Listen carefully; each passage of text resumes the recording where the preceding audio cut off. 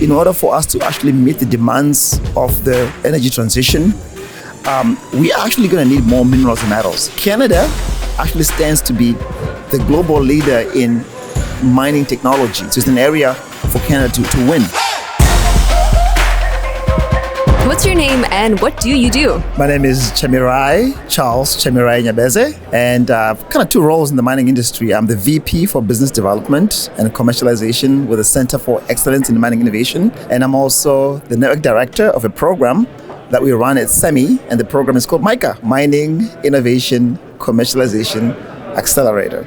What is MICA about? What's commercialization? Commercialization is when an innovation becomes ready, like a technology is ready, and you want to get it into an operation so it's actually being utilized.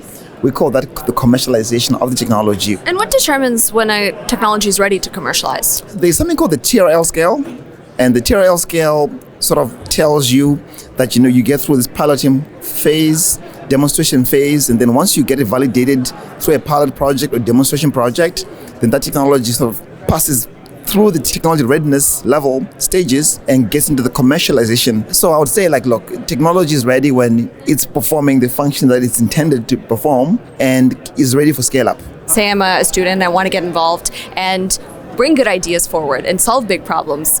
What kind of steps would you recommend taking? An idea needs to be incubated. And sometimes, you can incubate an idea through like a university, or you can incubate it through like an incubator itself. But what we're finding is that ideas that have traction, that have had some vetting, some R&D happening around them, that have been proven to somewhat work, those ideas can then come to people like us, where we can then help them move forward. But for somebody who's brand new, is the idea already got some structure around it? If not, then go to the basic fundamental research. But if the idea already has traction and some movement, some momentum, then I think it can be ready for an incubator or an accelerator. And what are you hearing from industry? What does mining need and want from innovators right now? So mining needs technologies that are going to make it more energy efficient. That's the big E is energy. So technologies that are going to reduce the energy footprint of mining and also make sure mining is actually converting energy properly in work that it does. The other area is environment. And under environment, mining needs to become cleaner, which means mining needs to be able to not be polluting the environment, the ground. Mining needs to be not, impacting the water or the air.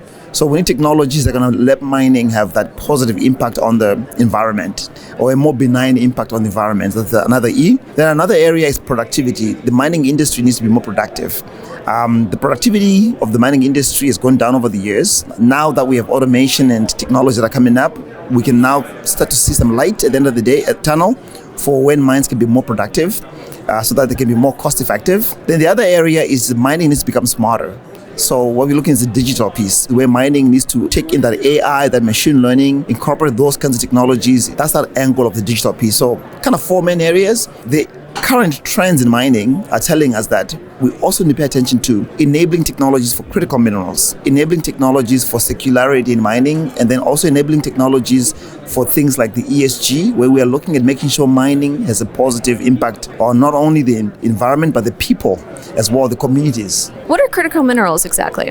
Minerals and metals that are deemed to be of strategic value. If it's something that is critical to you, it's critical, right? So in other words, copper may not be critical to one country, but it's critical to another country. So it's critical really to the end user, right? I think at the end of the day, it's about what minerals and metals are needed strategically for a country to protect its economy. And that's what becomes critical. What mining innovations have you most excited right now? Mining has traditionally been dangerous for human beings in many different ways. The innovations that are coming up that are removing people from harm's way, in my opinion, are probably the most important ones. Technologies that are going to allow people to work safely around machinery. Things like collision avoidance systems are very important technologies. And then kind of early warning systems that can allow us to make better decisions so that mining can be more real-time in how it makes decisions are also very important technologies. Things like biomining, where we're taking microbial species of different sorts and finding out which ones of them can help accelerate mineral extraction.